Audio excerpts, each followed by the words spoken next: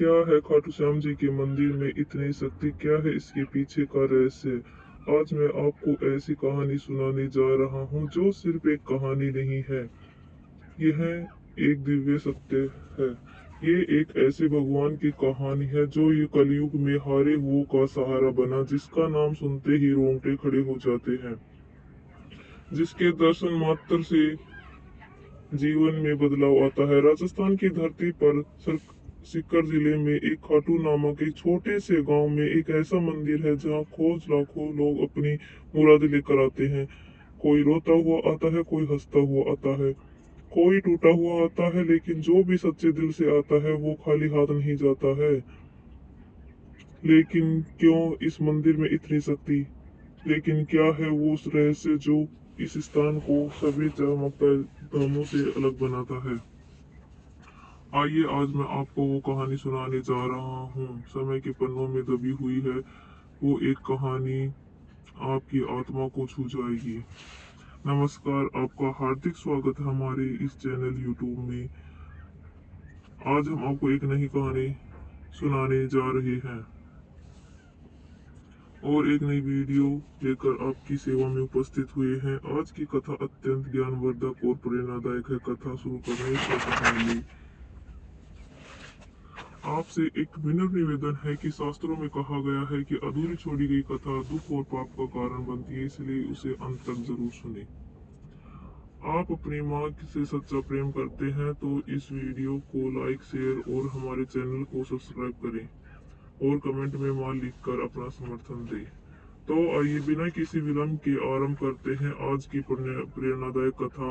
युगों पूर्व जब धर्म और अधर्म के बीच युद्ध की तैयारी हो रही थी, उस समय पांडु पुत्र भीम के पुत्र घटोत्कच के घर में एक अद्भुत बालक ने जन्म लिया। उसकी माता का नाम था मोरवी, जो अहिलावती के नाम से प्रसिद्ध थी। जन्म के समय ही आकाश में दिव्य प्रकाश फैल गया था, देवताओं के मृदंग बजने लगे थे। ये बालक बर्बरिक था, एक ऐसा योद्धा जिसकी वीरता और शक्ति की गाथा आज भी कही जाती है। बर्बरी के जन्म के साथ ही प्रकृति में अनेक चमत्कार हुए। वृक्ष फल फूलों से लद गए, नदियां मधुर संगीत बजाने लगी और पशु पक्षी आनंद में नृत्य करने लगे। सब इस बात का प्रमाण था कि कोई दिव्य आत्मा धरती पर अवतरित हुई है। बचपन से ही बर्बरिक में अद्भुत शक्तियां थी। जब वो मात्र 5 वर्ष का था तब उसने हाथी को केवल अपनी मुट्ठी के बल पर रोक दिया था। 10 वर्ष की आयु में उसने एक दिन में 100 राक्षसों का वध कर दिया था। माँ मोरवी ने अपने पुत्र को सिखाया था, हे पुत्र, जीवन में हमेशा याद रखना कि सबसे बड़ा धर्म है हारे हुए की सहायता करना। जो निर्बल है और असहाय है, जो संकट में है, उसके साथ खड़े होना एक ही सच्चा धर्म है। माँ के इन शब्दों को बर्बरिक ने अपने हृदय में गहराई में बसा लिया था। वो जानता था कि उसकी शक्ति का उपयोग कमजोर की रक्षा के लिए करना है। जब बर्बरिक 16 वर्ष का हुआ तब उसने घोर तपस्या की। हिमालय की ऊंची चोटियों पर, जहाँ सिवाय बर्फ के कुछ नहीं था, वहाँ उसने भगवान शिव की आराधना की।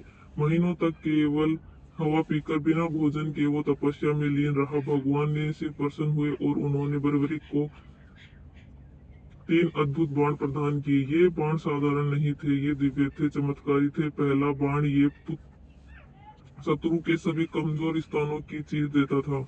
दूसरा बाण ये मित्रों और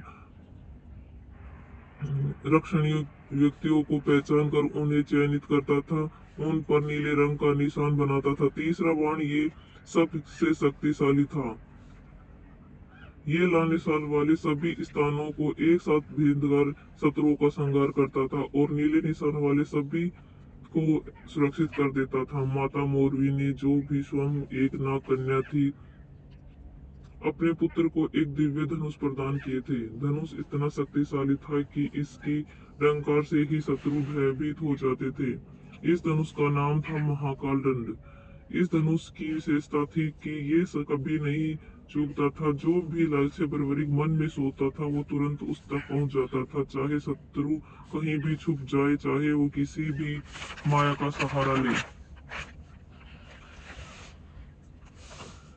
ये बाण उसे ढूंढ कर मार गिराता था। जब महाभारत के युद्ध की घोषणा हुई तब बर्बरी के मन में भी युद्ध में भाग लेने की इच्छा जगी। उसने सोचा, ये तो धर्म और अधर्म का युद्ध है, मुझे इसमें अवश्य भाग लेना चाहिए। लेकिन प्रश्न था किस पक्ष में। बर्बरी के मन में कोई शंका नहीं थी। उसकी माँ ने उसे जो संस्कार दिए थे उसके अनुसार उसे हमेशा हारने वाले का साथ देना था। वो अपने नीले घोड़े पर सवार होकर कुरुक्षेत्र की ओर चल पड़ा। रास्ते में उसे एक मिलता, वो पूछता, कुरुक्षेत्र में कौन जीत रहा है? सभी का एक ही उत्तर था, पांडव निर्बल है, कौरव शक्तिशाली है। ये सुनकर बर्बरी का निर्णय और भी पक्का हो गया। वो पांडवों का साथ देकर कुरुक्षेत्र के पास पहुंचकर बर्बरिक ने एक वटवृक्ष के नीचे विश्राम किया।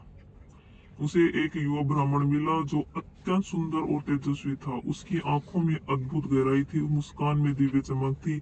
ये ब्राह्मण कोई और नहीं, स्वयं भगवान कृष्ण थे, जो बर्बरिक की परीक्षा लेने आए थे।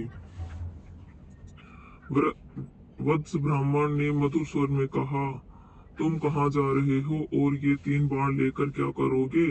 क्या तुम्हें लगता है मात्र 3 बाणों से तुम युद्ध जीत सकते हो? बर्बरिक ने विनम्रता से उत्तर दिया, हे ब्राह्मण देव, ये कोई साधारण बाण नहीं है। ये बाण से मैं अपने शत्रुओं को चयनित कर सकता हूँ, दूसरे से मित्रों को और तीसरे से सभी शत्रुओं का संहार। यदि आवश्यकता हो तो एक ही बाण से मैं सारी पृथ्वी को छलनी कर सकता हूँ।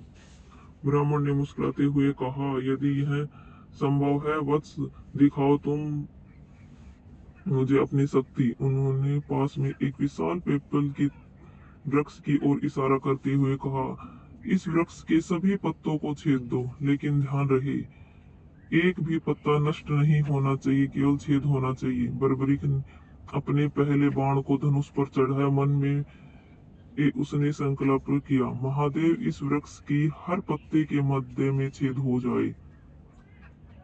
बाण छूटा और चमत्कार हो गया। वृक्ष के हजारों पत्तों में प्रत्येक के मध्य एक सुंदर गोल छेद हो गया। पूरा वृक्ष मानव कलाकृति बन गया था। लेकिन यह चमत्कार यहीं नहीं रुका। ब्राह्मण के पैर के नीचे भी एक पीपल का पत्ता था, उसमें भी छेद हो गया। बर्बरिक समझ गया, ये कोई साधारण ब्राह्मण नहीं है। तभी ब्राह्मण का रूप बदलने लगा। उसके चारों ओर दिव्य प्रकाश फैल गया। उनके सिर पर मोर पंख का मुकुट दिखाई दिया, हाथ में सुदर्शन चक्र और हाथ में मुरली। स्वयं भगवान कृष्ण थे। बर्बरिक तुरंत उनके चरणों में गिर गया, हे जगन्नाथ, हे कृष्ण, आपने मुझ पर कृपा की, लेकिन मैं समझ नहीं पा रहा आप मुझसे क्या चाहते हैं। भगवान कृष्ण ने बर्बरिक को उठाया और प्रेम से कहा, वत्स, मैं तुम्हारी शक्ति से प्रभावित हूँ, लेकिन एक समस्या है। तुम्हारी शक्ति इतनी महान है कि यदि तुम युद्ध में भाग लोगे तो पूरा युद्ध असंतुलित हो जाएगा। भगवान कृष्ण ने समझाते हुए कहा, तुम हारने वालों का साथ दोगे। यदि तुम सोचो, यदि तुम पांडवों के साथ मिलकर कौरवों को हरा दोगे तो फिर कौरव हारने वाले हो जाएंगे। तब तुम्हारा धर्म होगा कौरवों का साथ देना।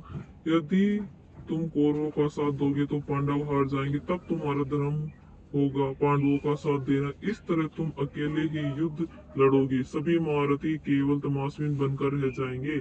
बर्बरिक के मन में तूफान मच गया।